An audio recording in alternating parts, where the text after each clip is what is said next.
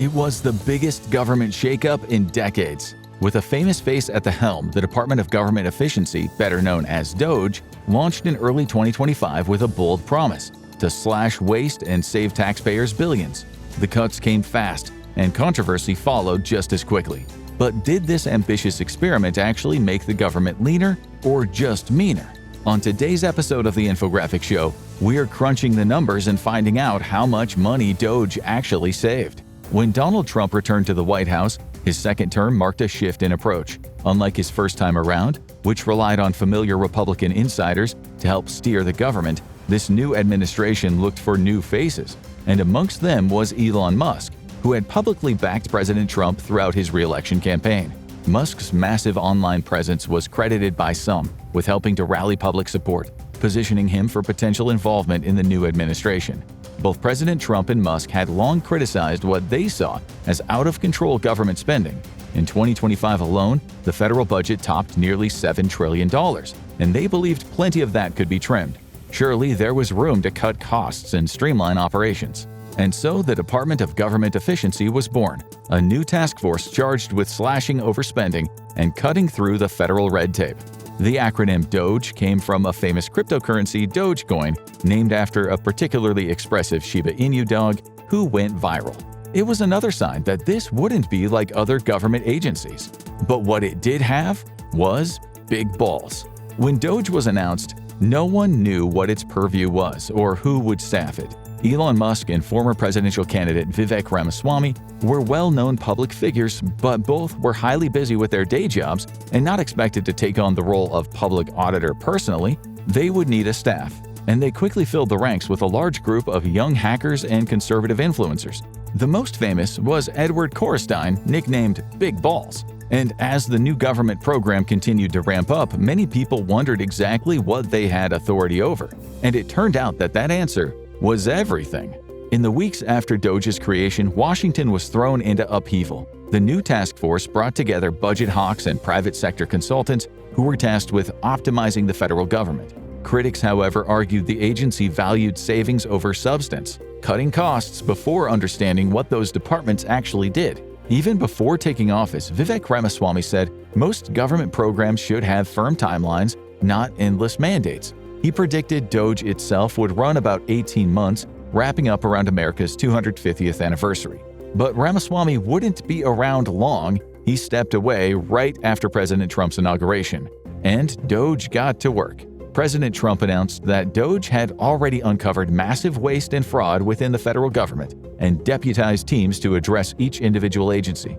These would usually be small cohorts of digital experts. Their mandate was simple: take control of the agency's digital infrastructure, freeze new funding, and run full budget audits before recommending cuts, or in some cases shutting down the agency entirely. Agencies that came under Doge's authority would have new appointments made by the team, as well as have their technological system optimized for maximum efficiency. The early days of Doge effectively shut down several key agencies. Employees reported being locked out of offices with little warning. Lawmakers who tried to visit affected facilities were often turned away by Doge security, raising urgent questions about the task force's authority and who was actually in charge. Doge reportedly only had a budget of $40 million, tiny by federal standards. This was primarily because its team was small and highly specialized, and it was focusing on shutting things down rather than building. This was a small investment for what the government claimed would be huge results. The organization boasted that it could save hundreds of trillions of dollars, and by the time August 2025 rolled around, it claimed to have made good on that, saving $250 billion in terminated contracts, layoffs, and eliminated government waste. But do those cuts live up to the hype? The first question people asked was if the savings were worth the damage. Within a month of taking office, the most high-profile cuts had been made, and they were making headlines, but not the ones that the administration was hoping for. The first wave of Doge cuts hit nearly every corner of the government. Education, international aid, and public services took the hardest blows. The biggest target by far was U.S. aid, responsible for medical and infrastructure assistance in some of the world's poorest countries. Many critics say the cuts for things like medication, water wells, and other necessities meant that the savings would result in a loss of life. But the savings were massive, $6.5 billion right out of the gate, well ahead of the second heaviest cuts at the Department of Education, which lost $502 million in funding. Many agencies had seen their infrastructure and operations heavily curtailed, and that meant that there would be far fewer people needed to run it. In only 4 weeks, 200,000 federal workers had been laid off. Many of them saw their agency file lawsuits for reinstatement, with mixed results, but some of them would get their jobs back. That wasn't the case for the 75,000 people who accepted buyout plans to leave the federal workforce, giving them a safety net while they returned to the private sector. And behind the scenes, a lot was going on. Agencies that didn't align with the administration's priorities were either shut down or reshaped to serve them. But the task force had a broader goal too, to overhaul the federal workforce itself, making it leaner, meaner, and more modern.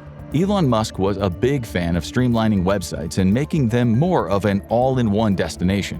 One reason Doge recruited so many young tech professionals, even hackers, was the sheer volume of data they had to manage. In many cases, the task force assumed full control over agency data systems, locked out existing administrators, and transferred information to new formats, including cloud-based storage. And it all happened in weeks, not months.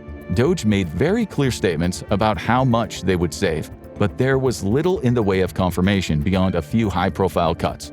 Elon Musk was the face of the division, but he was itching to get back to the private sector. After some public arguments with the administration, the tech magnate left Doge and returned to being even more active on X.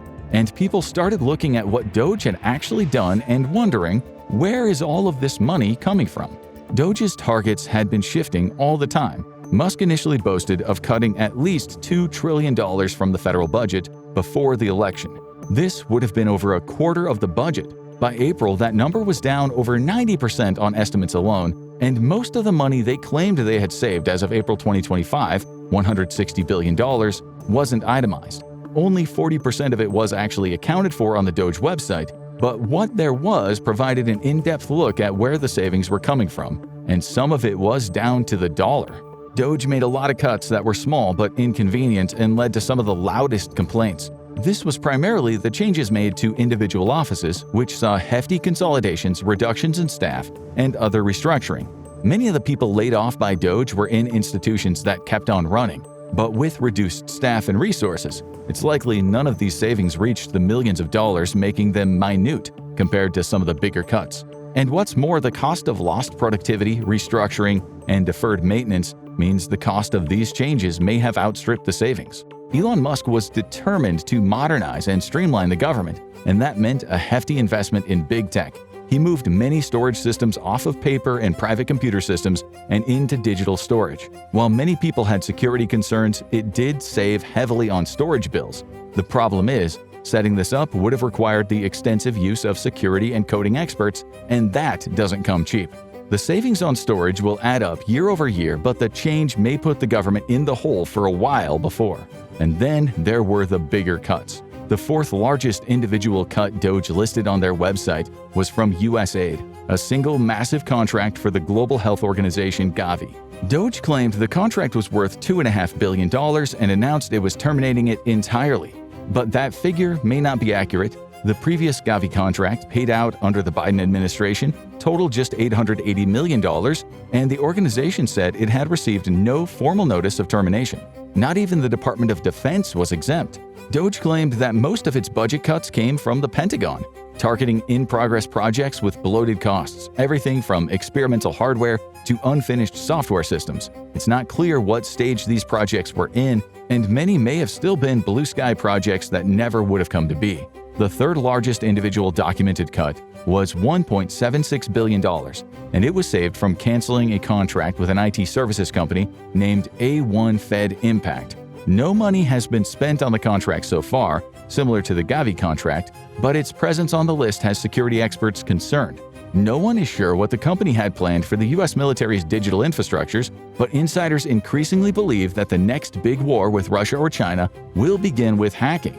Cutting money for digital security stands the chance of making the U.S. more vulnerable to cyber attacks. If there is one organization that the average person might not want to get more money, it's probably the IRS. After all, don't they already take enough of our money every year?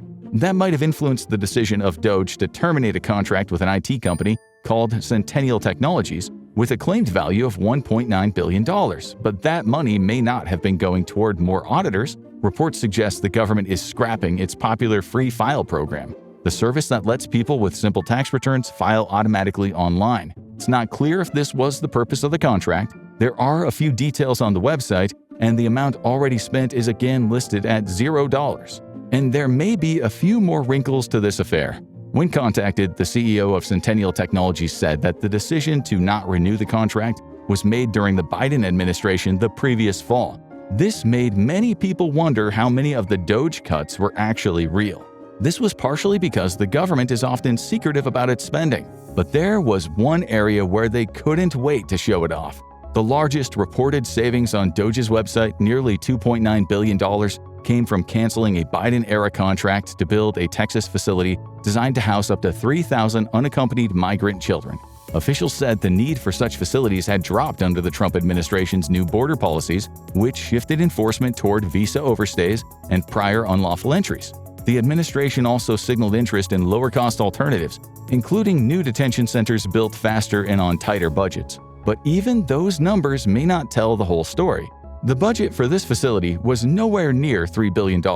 Instead, Doge appears to have counted the contract's total projected value through 2028, and then simply subtracted what had been spent so far, posting the difference as savings, even though the annual renewal was never guaranteed. It wasn't the biggest cut overall, but no agency may have been squeezed harder than NASA. This spacefaring agency might be the most storied government agency in American history and the one with the highest approval rating, but its heyday is far behind it. The agency hasn't sent anyone to the moon in decades, and it usually partners with private companies on space flights now. Its contracts are typically much more specialized and aimed at a greater understanding of space and what we can do in it. And that means that many people think it's a waste now. Under pressure from Doge, NASA wound up cutting $420 million from its budget. Not a huge percentage of its $24.8 billion budget in 2024, but still a sizable chunk. The cuts came from special projects that included moon modeling and climate science, the latter of which has seen heavy cuts across the board. While the agency isn't seen as in serious danger of harder cuts, space scientists worry that the government is moving away from an ambitious space program. And there might be a reason for that. Elon Musk is the driving force behind Doge, but he's also the head of SpaceX, the world's most powerful private space company. It's widely seen as the frontrunner to get the United States to Mars before China does. Some might see this as him swinging the government axe to boost his own bottom line. But it's just as likely he's a true believer in the private sector's ability to outdo the government and sees the once legendary NASA as increasingly irrelevant because of it. And that is one of the biggest unanswered questions about Doge. While the agency did save a significant amount of money, it did so with a brute force approach, shutting some agencies, forcing deep staff cuts among others, resulting in massive delays in operations. But as time went on, its efforts became more those of an auditor, combing the gigantic itemized budgets for evidence of waste and cutting contracts it found frivolous or redundant. The vast majority of savings weren't in government staff, they were in deals with private companies. And that means much of this money might not have been saved at all. The vast majority of contracts were long-term, with Doge canceling them and listing the entire value as saved. Audits of the audits found a lot of irregularities, as some savings were counted twice because they impacted two divisions. Some projects had already ended and were still counted as cuts. Meanwhile, others wound up being transferred to other companies that offset the savings once it was proved that the cut services were actually essential. Many of the Doge cuts may not hold for another reason: lawsuits. Since the administration took office, all the Doge cuts have seen their day in court. The results have been mixed, with few cases making their way to the Supreme Court. But many people have been rehired and some agencies and departments have been reopened. Additionally, some agencies quickly found that they couldn't function after the initial cuts, forcing Doge to approve rapid rehires and new staff. The result was messy and expensive.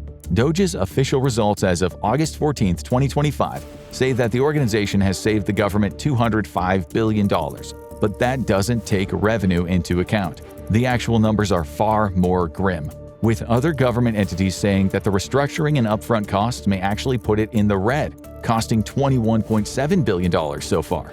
The government justifies the initial spending by saying it'll pay for itself in the long term, but that might not come to pass. An independent analysis claimed that the cuts will eventually cost taxpayers another $135 billion due to lost revenue and streamlining. The IRS went further, saying revenue losses could eventually reach $500 billion due to the projects that have been canceled. It's not clear if this is any more accurate than the Doge estimates, but one thing is clear: Doge's numbers aren't adding up. Doge might have saved billions, but what happens when the entire system breaks down? Watch What If the US Economy Crashes to see how quickly everything could spiral, or click on this video instead.